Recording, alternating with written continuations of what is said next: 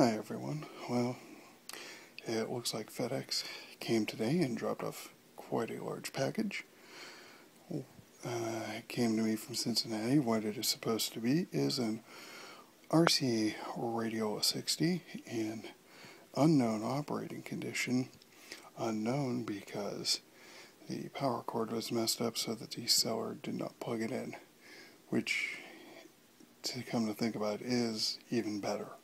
Because on these old vintage electronics, you do not want to plug them in for saying there's a shorted filter capacitor or short somewhere in the rectifier. What you're likely to do is destroy something that's very hard to get, such as the power transformer. So, got my handy dandy little cutter here. We will start. Actually, quite well packed.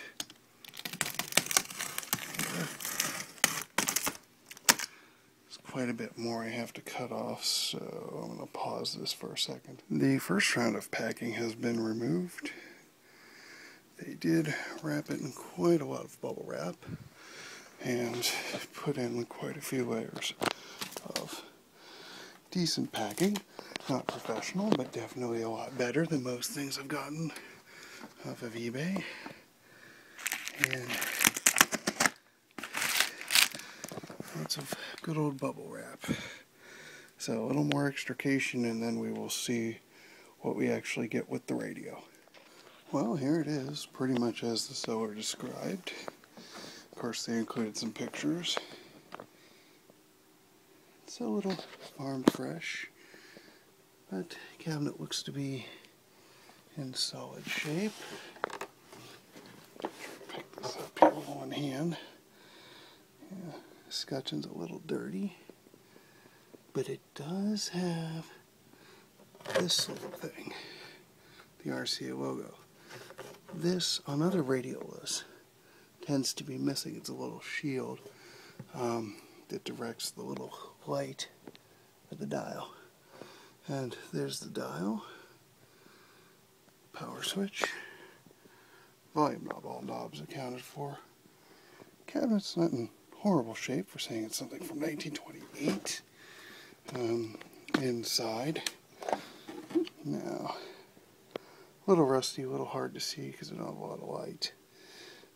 A couple tubes loose, which were not when it was sold, but that's to be given. A couple little, don't know what that is. Probably a spider's nest. Hard to see in there, but there's wiring in there, all original. Let me put the tubes in. Let's see, first of all, if the tuning condenser is seized up. And no, it is spinning freely, which is great.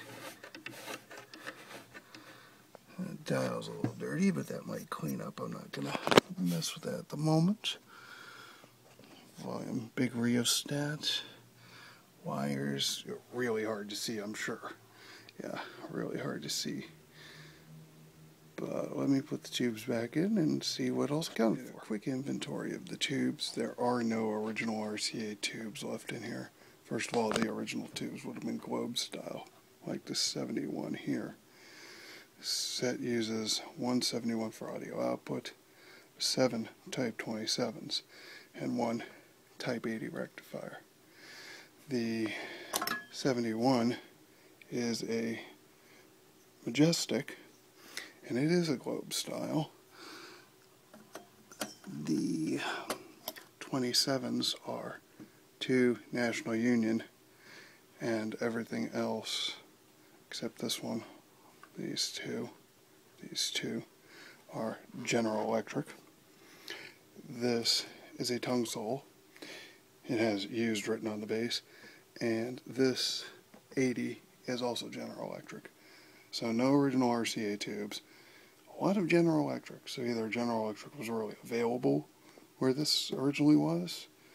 It came from Cincinnati. Don't know where it originally was. Could have been originally Cincinnati. WLW big station down there really early on the air.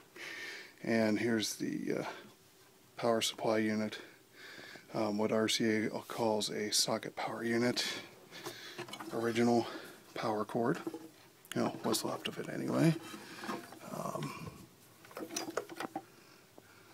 Another cord, don't know exactly what that's for, and stuck in those, hard to see there, but stuck in those pins there, that is for the speaker. Alright, that kind of wraps up the RCA, well, let me see, let me get this. Yeah, it does have somewhat of the original bottom on it, and screws look to be in okay condition, not too much rust. There is a bit of rust, but heck, it's over 80 years old.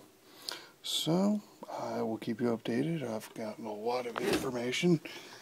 Ironically, one of the things I just got was this. Went to the local library and found the Beatmans for this and blew it up to 11 by 17.